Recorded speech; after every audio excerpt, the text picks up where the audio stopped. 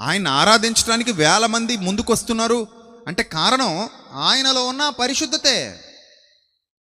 ఆయన ఇష్టపడడానికి కారణం ఆ పరిశుద్ధతే. చాలామంది నన్ను అడుగుతుంటారు, ఏమయ్యా నీకు ఇక్కడ ఎవరు దొరకలేదా, యేసుప్రభుని నమ్ముకున్నావు అంటారు. నిజమే, నేను దొరకలేదనే చెప్తాను, చాలా ధైర్యంగా చెప్తాను. నాకు ఎవరు దొరకలేదు, నేను చాలా వెతికాను, నాకు ఎవరు దొరకలేదు. నాకు దొరికిన ఏకైక పరిశుద్ధుడు నా యేసుక్రీస్తు మాత్రమే. దేవుని నామానికి మహిమ కలుగునుగాక.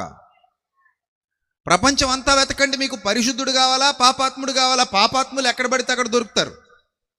మీరు ఒక పాపాత్ముడిని వెంబడిస్తారా? మీరు వెంబడించలేరు కదా.